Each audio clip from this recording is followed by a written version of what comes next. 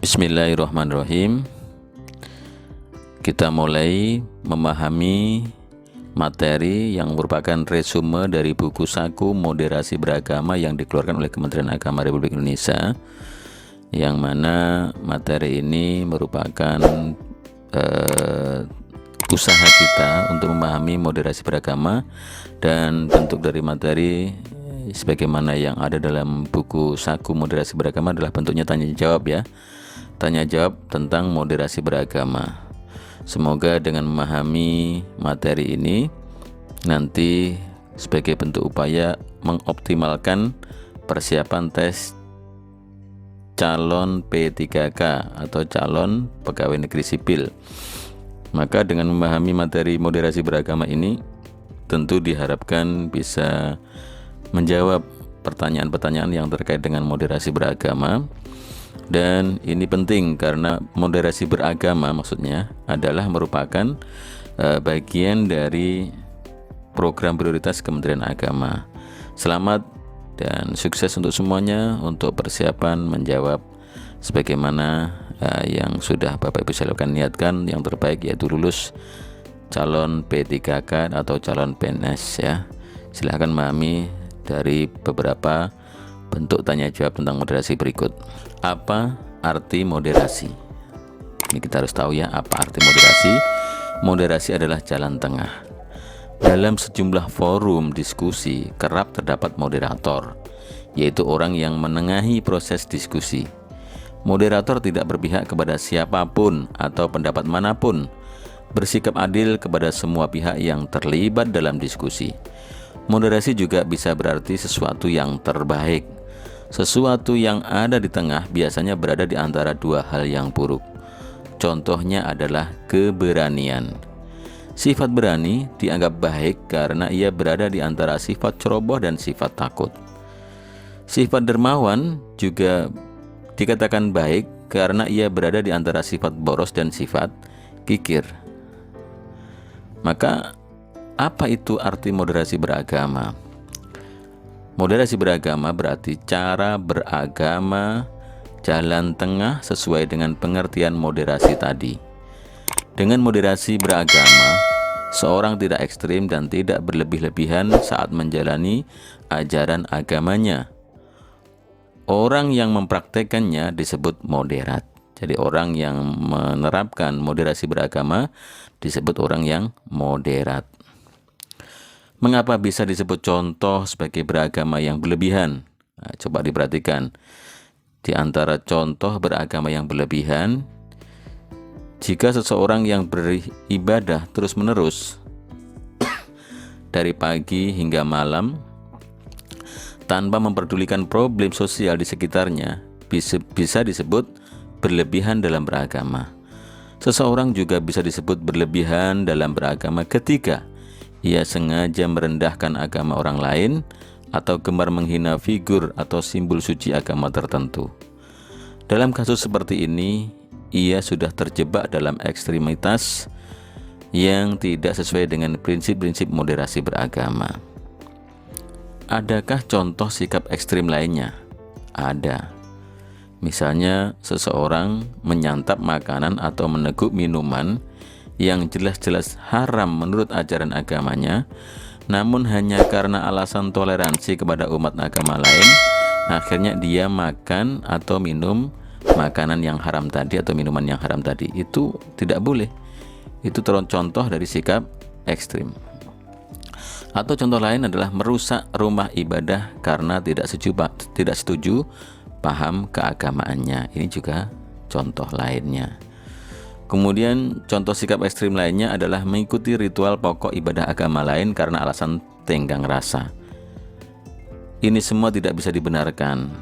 Bersikap moderat cukup dengan menghormati orang lain dan tidak mengganggu satu sama lain.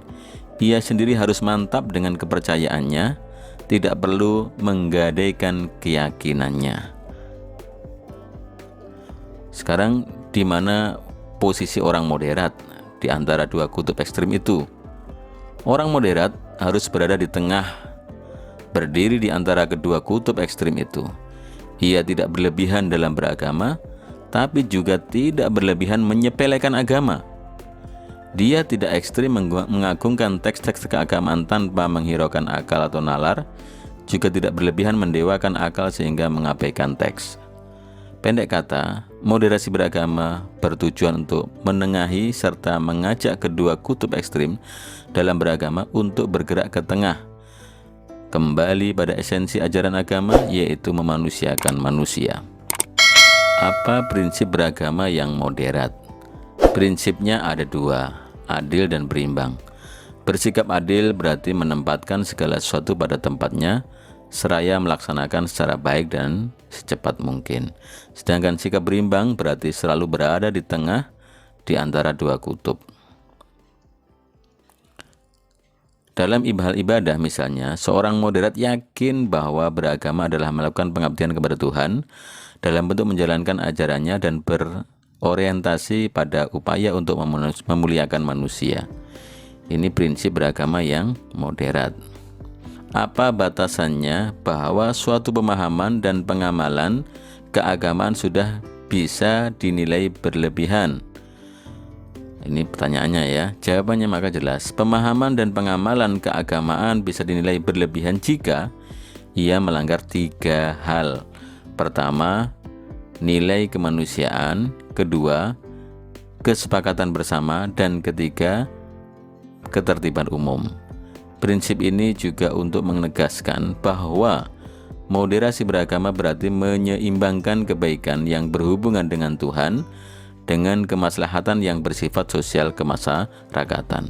Sekarang apa contoh melanggar batasan kemanusiaan? Jika seseorang atas nama ajaran agama, misalnya melakukan perbuatan yang merendahkan harkat, derajat dan martabat kemanusiaan atau bahkan menghilangkan eksistensi kemanusiaan itu sendiri, itu sudah bisa disebut melanggar nilai kemanusiaan. Tindakannya jelas berlebihan atau ekstrim.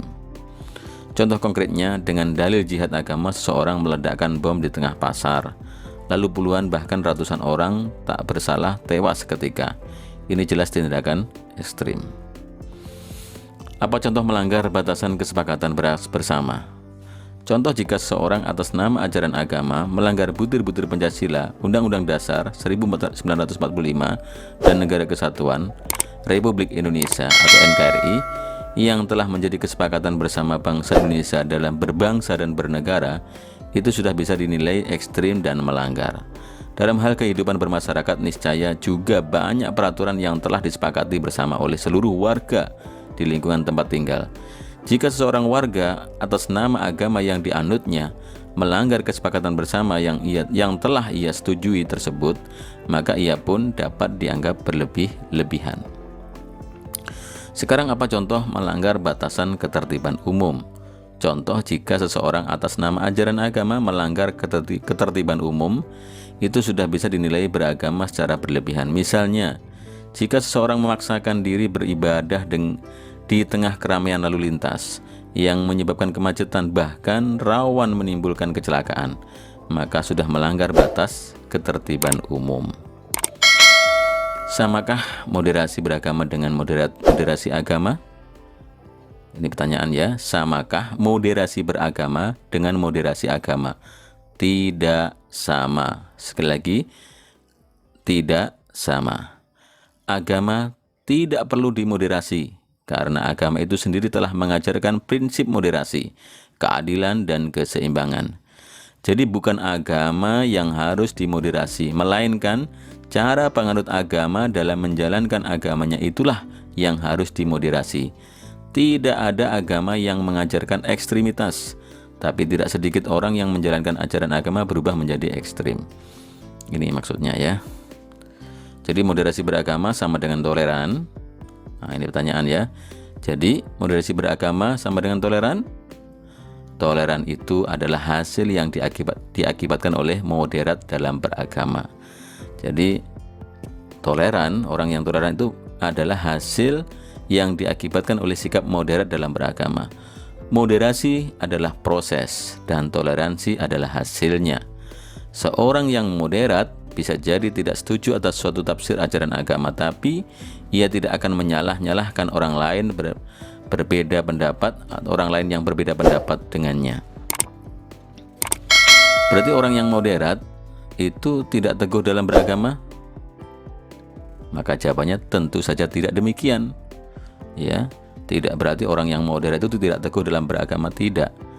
Seorang yang moderat juga harus memiliki pendirian teguh dan semangat beragama yang tinggi. Namun, ia harus mampu memilih mana pokok ajaran agama, di mana ia harus berpendirian teguh, dan mana tafsir ajaran agama, di mana ia perlu toleran, menghormati pendirian orang lain, dan tidak menyalah-nyalahkan.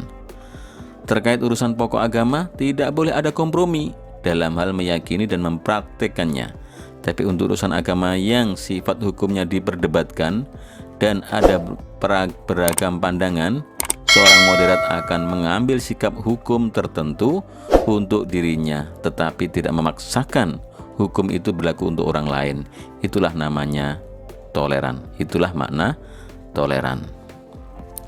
Moderasi beragama diperlukan karena sikap ekstrim dalam beragama tidak sesuai dengan esensi ajaran agama itu sendiri. Perilaku ekstrim atas nama agama juga sering mengakibatkan lahirnya konflik, rasa benci, intoleransi, dan bahkan peperangan yang memusnahkan peradaban. Sikap-sikap seperti itulah yang perlu dimoderasi. Moderasi beragama adalah upaya mengembalikan pemahaman dan praktek beragama agar sesuai dengan esensinya, yakni untuk menjaga harkat, martabat, dan peradaban manusia, bukan sebaliknya. Agama tidak boleh digunakan untuk hal-hal yang justru merusak peradaban.